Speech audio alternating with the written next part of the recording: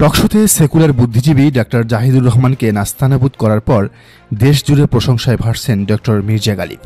ইসলামী ছাত্র শিবিরের ঢাকা বিশ্ববিদ্যালয় শাখার সাবেক এই সভাপতি এরই মধ্যে দেশজুড়ে পরিচিতি পেয়েছেন একজন তুখোর আলোচক হিসেবে। তবে যে বিষয়টি অনেকের অজানা তা হল গালিব জুলাই গণ অভ্যুত্থানের অন্যতম নেপথ্যের নায়ক।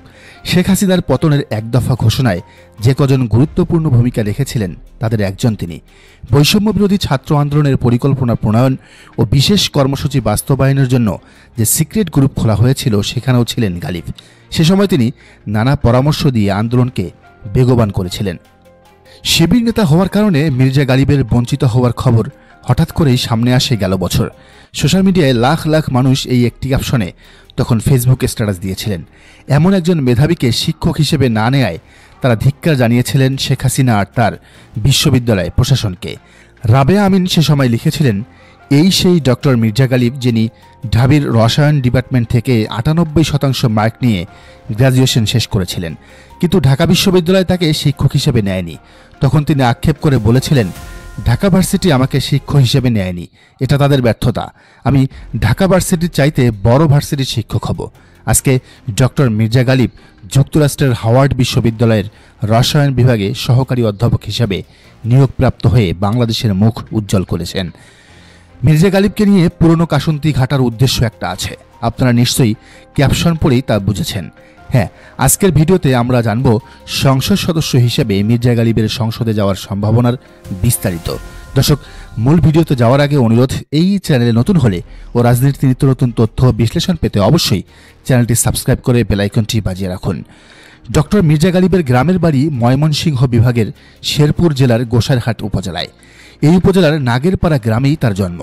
শোনা যাচ্ছে গালিবকে জামুডা, গোসাইরহাট ও ভেদরগঞ্জ উপজেলা নিয়ে গঠিত এই শরীয়তপুর 3 আসনেই মনোনয়ন দেবে বাংলাদেশ জামাতে ইসলামী। যদিও এখানে প্রাথমিকভাবে একজনকে মনোনয়ন দিয়ে রেখেছে জামাত, তবে সবকিছু ঠিকঠাক থাকলে শেষমেশ গালিব এখানেই দাঁড়িপাল্লার প্রার্থী হবেন, লড়বেন ত্রয়োদশ জাতীয় সংসদ নির্বাচনে। আর সেজন্যই নাকি এবার ঘটা করে সুদূর আমেরিকা থেকে দেশে এসেছেন তিনি।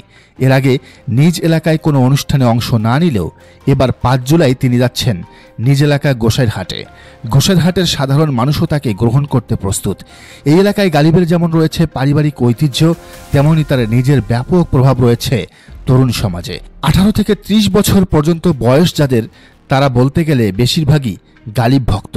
আর জামাত দলগতভাবে বেশ শক্ত অবস্থান তৈরি করেছে শরীয়তপুরের এই আসনটিতে। তাছাড়া ছাত্র শিবির, ছাত্র সংস্থা ও জামাতের মহিলা শাখাও এখানে ব্যাপক সক্রিয়। নিজের ইমেজ, জামাতের শক্ত অবস্থান ও শিবির ছাত্রী সংস্থা, মহিলা জামাতের জনপ্রিয়তা সব মিলিয়ে এখানে যদি নমিনেশন নিয়ে ইলেকশন করেন গালিব, তাহলে তার জিতে আসার সম্ভাবনা ব্যাপক, এমনটাই বলছেন স্থানীয়রা। তবে গালিবের জন্য এখানে বাধা হয়ে দাঁড়াতে পারেন বিএনপির 2 বারের সাবেক এমপি মাহমুদুল হক রুবেল। এই আসনে তিনি এবারও বিএনপির মনোনয়ন পেতে পারেন বলে জোর গুঞ্জন উঠেছে। তবে রাজনীতি বিশ্লেষকরা বলছেন, বিএনপির সারা দেশে যে নেগেটিভ ইমেজ তৈরি হয়েছে তার প্রভাব পড়বে এই আসনটিতেও। ফলে গালিবের কাছে ধরাশায়ী হতে পারেন মাহমুদুল হক রুবেল। কেননা সারা দেশের মতো এখানকার মানুষও বিএনপির উপর ত্যক্ত বিরক্ত। চাঁদাবাজি, খুন, ছিনতাই আর গণমানুষের উপর অত্যাচার হচ্ছে শেরপুর 3 আসনেও। রাজনীতি বিশ্লেষকরা বলছেন, মির্জা গালিব সংসদ সদস্য হলে শুধু যে তার এলাকার মানুষ সুবিধা পাবেন তা নয়, বাংলাদেশ পাবে একজন মেধাবী, চৌকস, সৎ ও দক্ষ পার্লামেন্টেরিয়ান, যেটি 2024-এর গণজাগরণের মূল আকাঙ্ক্ষা। এমন 300 সংসদ সদস্য সংসদে থাকুক, এটাই হাজারো শহীদ আর গাজীদের চাওয়া। গালিব কতটা মেধাবী তার প্রমাণ মেলে তার শিক্ষা আর কর্মজীবন নিয়ে একটু ঘাটাঘাটি করলে। স্কুল কলেজের চৌকাঠ মারিয়ে 2000 সালে গালিব ভর্তি হন ঢাকা বিশ্ববিদ্যালয়ের সবচেয়ে নামিদামি বিভাগ ফলিত রসায়ন ও রাসায়নিক প্রযুক্তি বিভাগে। এখান থেকেই 2005 সালে স্নাতক এবং 2007 সালে স্নাতকোত্তর সম্পন্ন করেন তিনি।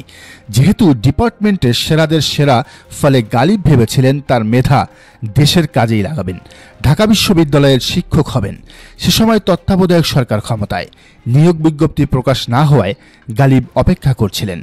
দেখতে দেখতে চলে আসে আওয়ামী লীগ সরকার। এরপর বিজ্ঞপ্তি দেয়া হলেও শিবির কোটায় বাদ দেয়া হয়েছে তাকে নেয়নি বিশ্ববিদ্যালয় প্রশাসন। এতে ঢাকা বিশ্ববিদ্যালয় যেমন একজন সম্পদ হারিয়েছে, তেমনি বাংলাদেশ হারিয়েছে একজন যোগ্য, সৎ ও দক্ষ নাগরিক। তবে গালিব থেমে থাকেননি, তিনি থেমে থাকার পাত্রও নন। উচ্চশিক্ষা নিতে চলে যান কানাডার ইউনিভার্সিটি অব আলবার্টায়। সেখান থেকে 2014 সালে পিএইচডি অর্জন করেন। এরপর তাকে হায়ার করে যুক্তরাষ্ট্রের বিখ্যাত হাওয়ার্ড ইউনিভার্সিটি। সেখানেই সহকারী অধ্যাপক হিসেবে কর্মরত আছেন শিবিরের সাবেক আন্তর্জাতিক সম্পাদক মির্জা গালিব। এর আগে 2018 থেকে 2021 সাল পর্যন্ত তিনি ইউনিভার্সিটি অব ক্যালিফোর্নিয়া বার্কলেতে গবেষক হিসেবেও কাজ করেছেন। মির্জা গালিব এতদিন জামাতের সরাসরি কোনো পদে না থাকলেও জামাতের পক্ষে জনমত তৈরি করেছেন। জামাতের পক্ষে খালিদ মহিউদ্দিনের টকশোতেও নানা যুক্তি উপস্থাপন করেছেন তিনি। জবাব দিয়েছেন অপপ্রচারের। জামাত ক্ষমতায় আসলে দেশ চালাতে পারবে কিনা ফাহাম আব্দুস সালামের এমন বক্তব্যের কড়া জবাব দিয়েছেন ডক্টর মির্জা গালিব।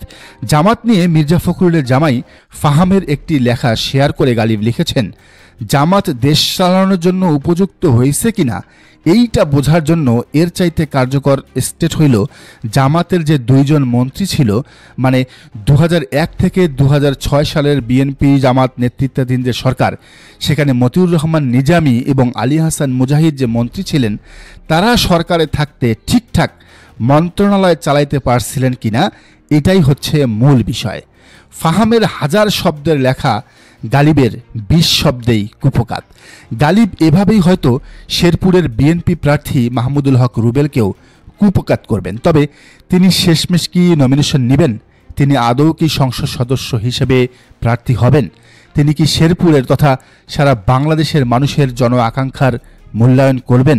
কিংবা জামাত কি আদৌ গালিবকে নমিনেশন দিবে, তাকে শেরপুর 3 আসনে প্রার্থী করবে? হয়তো এটি হতে পারে ত্রয়োদশ সংসদ নির্বাচনের সবচেয়ে বড় চমক। দর্শক, আপনার কি মনে হয় ডক্টর মির্জা গালিবকে দেশে এনে দেশের রাজনীতিতে কাজে লাগানো উচিত জামাতের নাকি নয়? জানান মন্তব্যের ঘরে। আর এই চ্যানেলে নতুন হলে ও ধারাবাহিকভাবে 300 আসনের প্রার্থীদের সম্পর্কে এমন খুঁটিনাটি বিষয় জানতে অবশ্যই চ্যানেলটি সাবস্ক্রাইব করুন এবং বেল আইকনটি অবশ্যই বাজিয়ে রাখুন।